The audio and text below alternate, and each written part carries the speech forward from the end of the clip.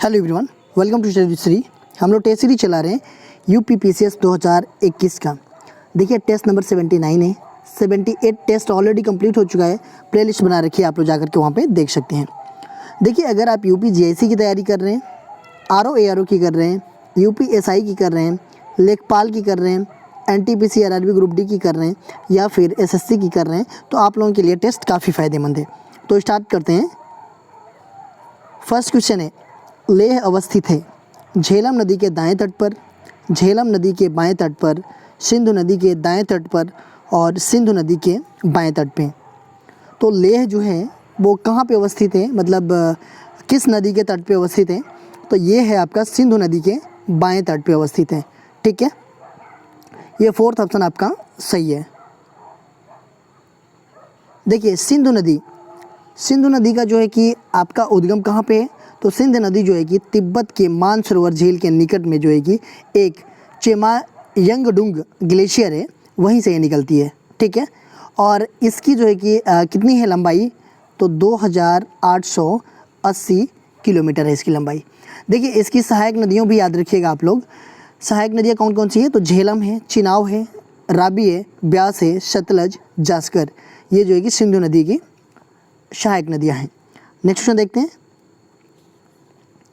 भारत में पेट्रोलियम का अग्रणी उत्पाद है बिहार, गुजरात, पश्चिम बंगाल, तमिलनाडु। तो भारत में पेट्रोलियम की बात की जा रही है। पेट्रोलियम का जो कि अग्रणी उत्पाद है कहाँ पे? तो ये गुजरात है। ठीक है, सेकेंड ऑप्शन आपका सही है। देखिए गुजरात में तेल उत्पादन की दो पेटियाँ हैं। कौन कौन? तो एक है अंकलेश्वर और दूसरा है खंभात। ठीक है, ऐसे तो अगर देखा जाए तो भारत में 4 प्रमुख तेल उत्पादक क्षेत्र हैं। देखिए ब्रह्मपुत्र घाटी, गुजरात तट, पश्चिमी अपतटीय क्षेत्र और पूर्वी अपतटीय क्षेत्र। ठीक है, नेक्स्ट क्वेश्चन देखते हैं। भारत में सर्वप्रथम खनिज तेल कुआं कहाँ खोदा गया? नरकटिया, लौका, माकूम, डिगबोई। तो भारत में सबसे पहले की बात की जा रही है, खनिज तेल का कुआं कहाँ खोदा गया था? तो वो खोदा गया था कहाँ पे आपका? तो माकूम में। ये थर्ड ऑप्शन आपका सही है। देखिए ये ब्रह्मपुत्र घाटी के अंतर्गत आता है। ठीक है, मैंने पिछले क्वेश्चन में आप लोगों को बताया ना कि जो भारत में 4 प्रमुख तेल उत्पादक क्षेत्र हैं, तो ये जो माकूम है ये कहाँ पे है? तो ये असम में है। ठीक है, और ये आपका ब्रह्मपुत्र घाटी के अंतर्गत आता है। ठीक है, ये इसमें जो है कि पहली बार, मतलब सबसे पहले कब? तो 1867 में यहाँ पे तेल का कुआं खोदा गया था।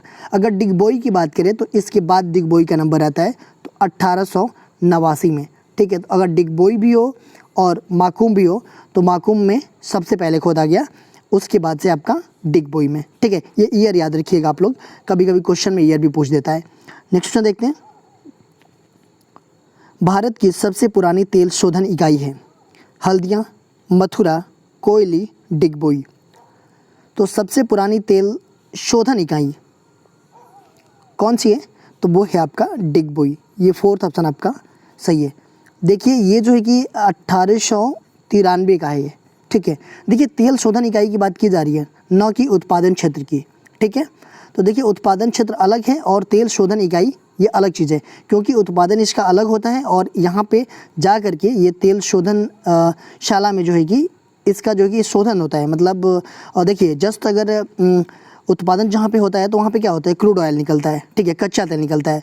तो उसके बाद ये कहाँ जाता है कि तेल शोधन शाला में जाता है। ठीक है, और वहाँ पे ये अलग अलग, जैसे कि मान लीजिए पेट्रोलियम गया तो उसमें से पेट्रोल अलग निकलेगा, डीजल अलग निकलेगा, केरोसिन अलग निकलेगा, ग्लिसरीन अलग निकलेगा।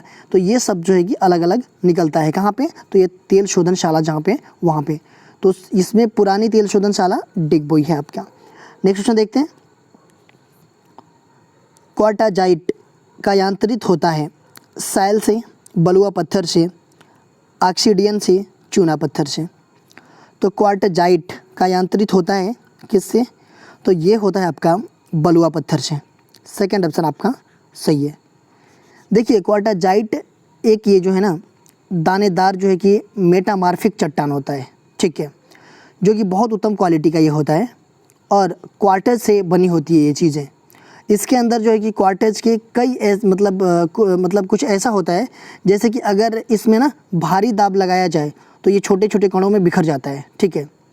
तो यह बलुआ पत्थर के रिक्रिस्टलाइजेशन के बाद से उत्पन्न होता है ये, ठीक है। नेक्स्ट क्वेश्चन देखते हैं। अधिकांश मौसमी गतिविधियां किस वायुमंडल में पाई जाती हैं? क्षोभ मंडल में, ओजोन मंडल में, आयन मंडल में, बहिर्म मंडल में। तो अधिकांश मौसमी गतिविधियां किस वायुमंडल में पाई जाती है? तो देखिए मौसमी गतिविधियां का मतलब क्या है कि आपका जो है कि मौसमी घटनाएं जैसे वर्षा, बादल, आंधी, तूफान, ये सब सारी चीज़ें मौसमी गतिविधियां हैं।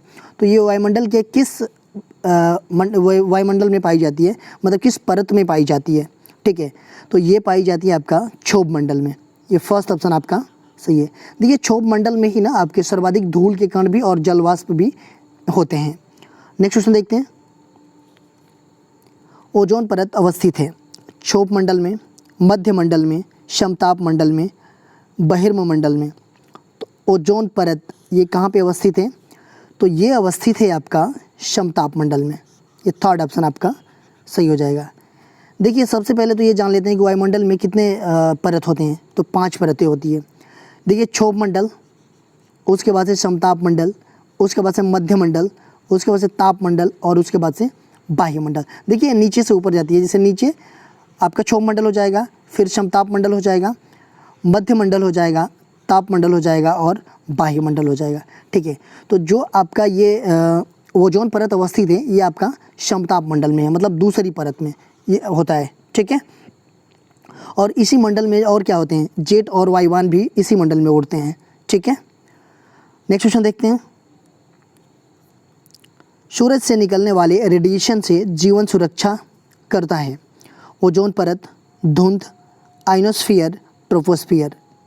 तो सूरज से निकलने वाले रेडिएशन से जीवन सुरक्षा करता है। देखिए जो रेडिएशन निकलता है वो पराबैंगनी किरणें होती है, जो सूरज से अल्ट्रावायलेट रेज होती है। इसकी वजह से जो है कि काफ़ी नुकसान हो सकता है अगर ये ओजोन परत ना रहे तो, ठीक है। तो ये ओजोन परत हमारे जीवन की सुरक्षा करता है। देखिए ये जो है ना, जो पराबैंगनी किरणें निकलती है तो इससे काफ़ी हमें नुकसान पहुंच सकता है। क्या क्या चीज़ें होता है, अगर ओजोन परत ना हो तो ये डायरेक्ट अगर पड़ती है तो त्वचा कैंसर की बढ़ोतरी हो सकती है, ठीक है। देखिए मोतियाबिंद हो सकता है, आँखों का रोग भी हो सकता है। देखिए जो हमारी इम्यूनिटी है, इम्यूनिटी सिस्टम है, वो भी कमज़ोर हो जाएगा, सनबर्न अधिक होने लगेगा, ठीक है। तो ये सब चीज़ें ओजोन परत अगर है तो इन सब चीज़ों में कमी है, ठीक है। डायरेक्ट जो है कि ये अल्ट्रावायलेट किरणों को ये क्या कर लेता है, सोख लेता है, ठीक है। देखिए ओजोन डे कब मनाया जाता है? तो वो 16 सितंबर को मनाया जाता है, ठीक है। और ओजोन का मापन किससे किया जाता है, ओजोन को कैसे मापा जाता है, ये आप लोग कमेंट बॉक्स में मुझे बताएंगे। नेक्स्ट क्वेश्चन देखते हैं। संविधान का कौन सा अनुच्छेद दोष सिद्धि के संबंध में अभियुक्तों को दोहरे दंड एवं स्व अभिशंसन से संरक्षण प्रदान करता है? अनुच्छेद 17, अनुच्छेद 10, अनुच्छेद 19 और अनुच्छेद 20। तो क्वेश्चन को आप लोग समझिए क्या कह रहा है क्वेश्चन, कि संविधान का वह कौन सा अनुच्छेद है जो कि दोष सिद्धि के संबंध में अभियुक्तों को दोहरे दंड एवं स्व अभिशंसन से संरक्षण प्रदान करता है। देखिए ऐसे हम लोग समझ लेते हैं, ये सब सारी चीज़ें अनुच्छेद 20 के तहत होती है, ठीक है। ये फोर्थ ऑप्शन आपका सही है।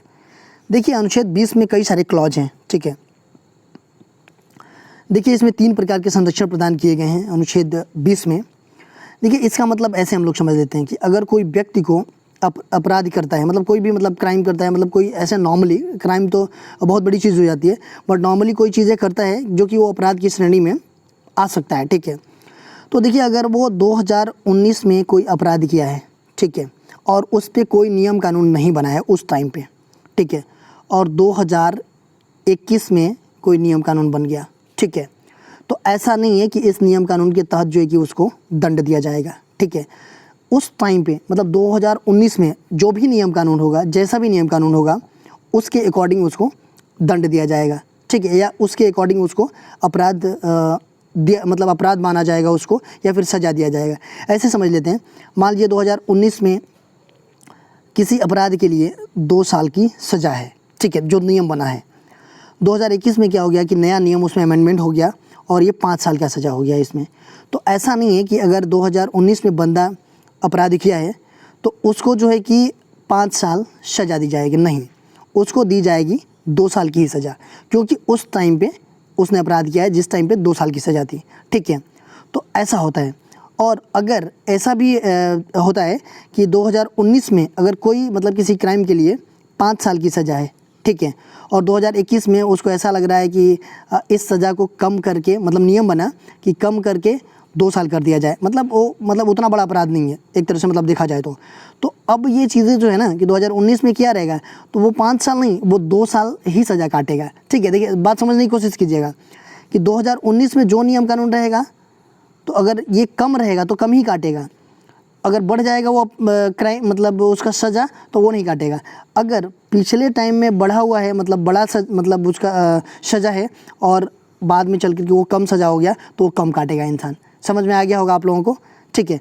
इसमें और भी एक चीज़ें हैं कि अगर मतलब कोई व्यक्ति है, अगर वह जो है कि अपराध किया हुआ है, तो उसको जो है कि एक अपराध के लिए ना एक से अधिक बार अभियोजित और दंडित नहीं किया जाएगा, ठीक है। मतलब एक अपराध के लिए एक बार ही मतलब उसको दंडित किया जाएगा, ठीक है।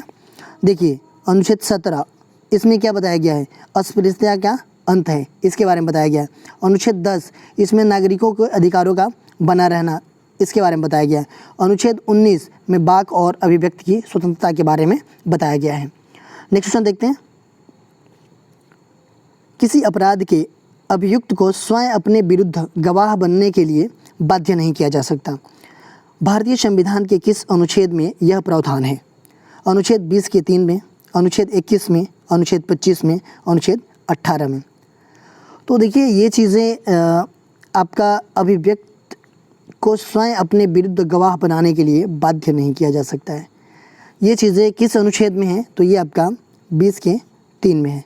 देखिए इसको ऐसे समझते हैं कि केवल जो है कि दबावपूर्ण साक्ष्य देने की वर्जित है इसमें, ठीक है। अगर यदि अभियुक्त जो है कि स्वेच्छा से साक्ष्य देता है तो वह जो है कि वर्जित नहीं है, ठीक है। अनुच्छेद 21 में क्या है? ये राइट टू लाइफ है, जीवन के अधिकार है, ठीक है। इसमें मरने का अधिकार शामिल नहीं है, ठीक है, बस जीने का अधिकार है। अनुच्छेद 25 में जो है कि व्यक्ति के अंतःकरण और धार्मिक क्रियाकलाप के बारे में बताया गया है। अनुच्छेद 18 की बात करें तो इसमें उपाधियों का अंत है। इसमें अपने नाम के आगे जो है कि उपाधि लगाते थे पहले लोग, अब जो है कि ये वर्जित है, ठीक है। नेक्स्ट क्वेश्चन देखते हैं। भारतीय संविधान के अनुच्छेद 25 में प्रयुक्त हिंदू शब्द किसे सम्मिलित नहीं करता? बौद्धों को, सिखों को, जैनों को, पारसियों को। तो जो अनुच्छेद 25 में प्रयुक्त हिंदू शब्द है वो किसे सम्मिलित नहीं करता है? तो वो जो है कि पारसियों को सम्मिलित नहीं करता है, ठीक है। देखिए अनुच्छेद 25 में ये भी बताया गया कि हिंदू शब्द के अंतर्गत ना बौद्ध, जैन तथा सिख धर्म को मानने वाले लोग आते हैं, ठीक है, ये बताया गया है 25 में। नेक्स्ट क्वेश्चन देखते हैं। मौलिक अधिकारों के अंतर्गत कौन सा अनुच्छेद बच्चों के शोषण से संबंधित है? अनुच्छेद 17, अनुच्छेद 18, अनुच्छेद 23 और अनुच्छेद 24। बच्चों के शोषण से संबंधित अनुच्छेद पूछ रहा है, तो वो है आपका अनुच्छेद 24, ठीक है। इसमें जो है कि बच्चों को 14 वर्ष से कम आयु के बच्चों को कारखाना में या खानों में कोई भी मतलब जोखिम भरा कार्य करने का निषेध है इसमें, ठीक है। तो ये बच्चों का शोषण से संबंधित है ये 24। अनुच्छेद 17 हमने बता ही दिया कि अस्पृश्यता को पूर्णतः समाप्त करने हेतु जो है कि उसका कोई भी रूप में किए जाने वाला आचरण निषिद्ध किया गया है, ठीक है। अनुच्छेद 18 में जो कि उपाधियों का अंत है। अनुच्छेद 23, इसमें जो है 23 और 24 जो है ना ये शोषण के विरुद्ध अधिकार है, तो इसमें मानव दुर्व्यवहार और बाल श्रम को प्रतिषेध किया गया है अनुच्छेद 23 में। नेक्स्ट क्वेश्चन देखते हैं। एक ऐसी रीट जो न्यायपालिका द्वारा जारी की जाती है तथा जिसमें कार्यपालिका से कहा जाता है कि वह ऐसा करे जो उसे प्रदत्त शक्तियों के अंतर्गत करना चाहिए, उस रीट को कहा जाता है हेबियस कार्पस, मैडमस, को वारंटो, प्रोहिबिशन। तो देखिए सबसे पहले तो ये चीज़ें जानेंगे कि न्यायपालिका द्वारा जारी की जाती है वो रीट, तथा जिसमें कार्यपालिका से कहा जाता है कि वह ऐसे करे जो उसे प्रदत्त शक्तियों के अंतर्गत करना चाहिए। ये कौन से रिट में कहा गया है? तो ये आपका कहा गया है आपका मैडमस में। ये बी ऑप्शन आपका सही है। देखिए इसको परमादेश बोलते हैं, ठीक है। देखिए 5 प्रकार की रीट होती है। बंदी प्रत्यक्षीकरण, परमादेश, अधिकार पृष्ठा, प्रतिषेध और उत्प्रेषण, ठीक है। देखिए हेबियस कार्पस इसका मतलब है बंदी प्रत्यक्षीकरण, इसका मतलब आप लोगों को बता ही दिया कि परमादेश। को वारंटो इसका मतलब अधिकार पृष्ठा, और प्रोहिबिशन इसका मतलब प्रतिषेध, और एक होता है उत्प्रेषण, ठीक है। नेक्स्ट क्वेश्चन देखते हैं। निम्नलिखित में से कौन सा आधिकारिक दस्तावेज भारत से संबंधित है? नीली पुस्तिका, श्वेत पत्र, हरित पत्र, पीत पुस्तिका। आधिकारिक दस्तावेज भारत से संबंधित है तो कौन सा है? वो है आपका श्वेत पत्र। सेकेंड ऑप्शन आपका सही है। देखिए भारत में श्वेत पत्र एक प्रकार का जो है कि आधिकारिक लिखित दस्तावेज होता है। देखिए आप लोग देखती ही होंगी कहीं भी कुछ एप्लीकेशन लिखना है, कुछ भी मतलब लेटर देना है, तो ये जो है कि श्वेत पत्र पे ही हम लोग लिखते हैं, ठीक है, वाइट पेज पे ही लिखते हैं। तो ये हो जाएगा आपका श्वेत पत्र। नेक्स्ट क्वेश्चन देखते हैं। मंत्रिपरिषद के विरुद्ध अविश्वास प्रस्ताव लाने के लिए लोकसभा के सदस्यों की संख्या होनी चाहिए 35, 40, 50, 45। तो मंत्रिपरिषद के विरुद्ध अविश्वास प्रस्ताव लाने के लिए लोकसभा के सदस्यों की संख्या होनी चाहिए कितनी? तो वो होनी चाहिए 50। देखिए अविश्वास प्रस्ताव की बात की जाए तो ये संविधान में कहीं भी लिखा नहीं है, ठीक है, लेकिन अनुच्छेद 118 में यह बताया गया है कि संसद के प्रत्येक सदन को यह शक्ति दिया गया है कि वह अपनी प्रक्रिया और कार्य संचालन के लिए नियम बना सकता है, ठीक है। तो लोकसभा का एक नियम है, नियम नंबर 198, उसमें ये चीज़ें बताई गई हैं, ठीक है। उसमें जो है कि देखिए केवल ये लोकसभा में लाया जाता है और लोकसभा में कम से कम 50 सदस्यों द्वारा अविश्वास का प्रस्ताव की अनुसमर्थन आवश्यक है, ठीक है। देखिए ये कौन लाता है? ये अपोजिशन पार्टी लाती है। पहली बार अविश्वास प्रस्ताव जो है कि किसके विरुद्ध लाया गया था और किसने लाया था और किस ईयर में लाया गया था, ये आप लोग कमेंट बॉक्स में मुझे बताइएगा। नेक्स्ट क्वेश्चन देखते हैं। जो व्यक्ति संसद का सदस्य नहीं है केंद्रीय मंत्री रह सकता है 1 वर्ष, 6 माह, 3 माह, 1 माह। तो संसद का सदस्य वो नहीं है बंदा और वो केंद्रीय मंत्री रह सकता है, ठीक है। कितने दिन तक रह सकता है वो? तो वो रह सकता है आपका 6 माह तक। सेकेंड ऑप्शन आपका सही है। देखिए ऐसा होता है कि जो भी कैबिनेट मिनिस्टर होते हैं ना, वो किसी न किसी संसद का सदस्य होते हैं, चाहे लोकसभा हो चाहे राज्यसभा हो, ठीक है। तो उसमें ये चीज़ें होता है कि अगर कोई बंदा वो संसद का सदस्य नहीं है तो जो पार्टी जीत करके आती है वो क्या करती है कि उसको कैबिनेट मिनिस्टर बना देती है, ठीक है, कोई मंत्रालय उसको दे दिया। तो उसको 6 माह तक टाइम रहता है कि वो जो है कि किसी भी अपने क्षेत्र से वो लोकसभा या राज्यसभा का सांसद बने, ठीक है, मतलब बन जाए 6 महीने के अंदर, तभी जो है कि वो केंद्रीय मंत्री रह सकता है। अदरवाइज़ फिर नहीं बनता है वो, तो वो नहीं रह सकता है। लेकिन हालांकि ऐसा नहीं होता है, जो भी पार्टी जीत करके आती है वो वैसे ही बंदे की बनाती है कि वो ऐसा लगता है कि उसको 100% गारंटी ही रहती है कि वो जीतेगा बंदा। कहीं ना कहीं जो है कि किसी न किसी सीट से वो बाई इलेक्शन करा देगी, उपचुनाव करा देगी और वहाँ से वो बंदा जीत जाएगा। नेक्स्ट क्वेश्चन देखते हैं। भारत की संचित निधि से निधि निकालने के लिए निम्नलिखित में से किसका अनुमोदन अनिवार्य है? संघीय वित्त मंत्री, भारत की सांसद, भारत के राष्ट्रपति और भारत के प्रधानमंत्री। तो जो भी संचित निधि में जो फंड होता है उसको निकालने के लिए किसका अनुमोदन अनिवार्य होता है? तो उसमें जो है कि अनिवार्य होता है आपके भारत के सांसद का। सेकेंड ऑप्शन आपका सही है। नेक्स्ट क्वेश्चन देखते हैं। भारत की संचित निधि से धन निर्गम पर किसका नियंत्रण है?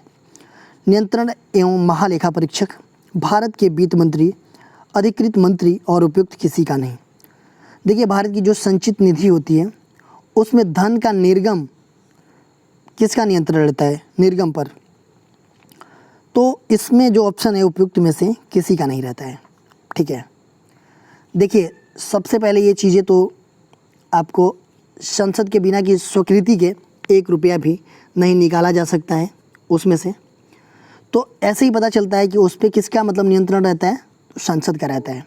ठीक है, संसद के द्वारा ही उसमें जो भी चीज़ें संचित निधि है उसमें से निकाला जाए या फंड कहीं भी कुछ किया जाए, तो इसके बिना नहीं हो सकता है। ठीक है, नेक्स्ट क्वेश्चन देखते हैं।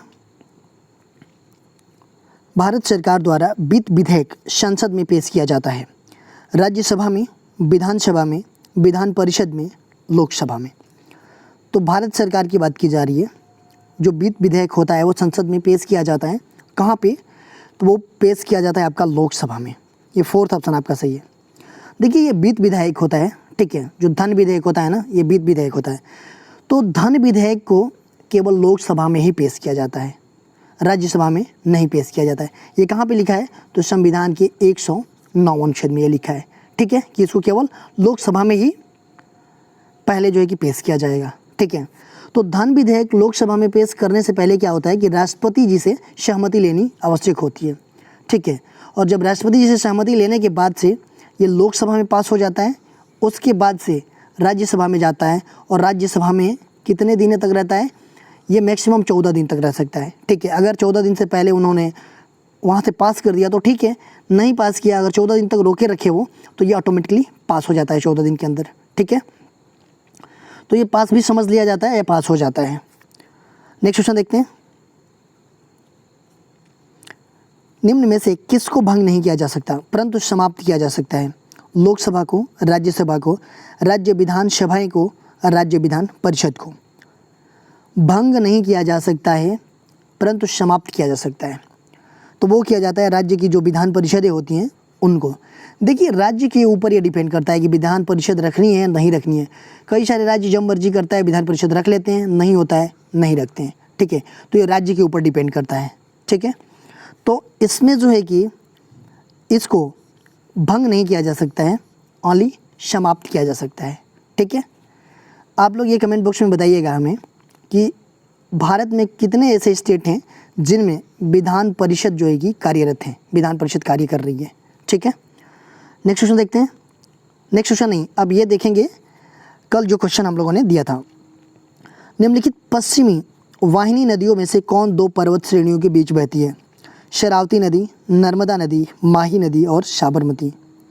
क्वेश्चन कह रहा है कि पश्चिमी वाहिनी नदियों की बात की जा रही है जो दो पर्वत श्रेणियों के बीच में बहती है। तो कौन बहती है? तो वो नर्मदा नदी जो है कि बहती है दो पर्वत श्रेणियों के बीच में। आज के क्वेश्चन देख लेते हैं हम लोग। भारत का प्रधानमंत्री बनने के लिए न्यूनतम आयु कितनी होनी चाहिए? 21 वर्ष, 18 वर्ष, 25 वर्ष और 30 वर्ष। तो जो हमारे प्रधानमंत्री बनेंगे भारत के, तो उनकी आयु जो है कि कितनी होनी चाहिए कि वो प्रधानमंत्री के लिए एलिजिबल होंगे? तो आप लोग ये कमेंट बॉक्स में मुझे बताइएगा। इसका आंसर जो है कि मैं नेक्स्ट वीडियो में दूंगा। दोस्तों अगर हमें जो है कि आप इंस्टाग्राम, फेसबुक पे भी फॉलो करना चाहते हैं तो वहाँ भी कर सकते हैं। इंस्टाग्राम पे हमारी आईडी है स्टडी विद श्री 25, फेसबुक पे हमारा पेज है स्टडी विद श्री के नाम से, और फेसबुक पे एक हमारा ग्रुप है UPPCS BEO RO करके। तो आप लोग यहाँ भी ज्वाइन कर सकते हैं। यहाँ पे भी स्टडी से रिलेटेड चीज़ें पोस्ट की जाती है जिससे आप लोगों को फ़ायदा पहुँच सकता है। दोस्तों अगर वीडियो अच्छी लगी तो आप लोग लाइक कीजिएगा, शेयर कीजिएगा अपने दोस्तों में। अगर वीडियो अच्छी ना लगे तो आप लोग डिसलाइक कीजिएगा, और कमेंट बॉक्स में मुझे बताइएगा कि डिसलाइक क्यों किया। वीडियो देखने के लिए धन्यवाद।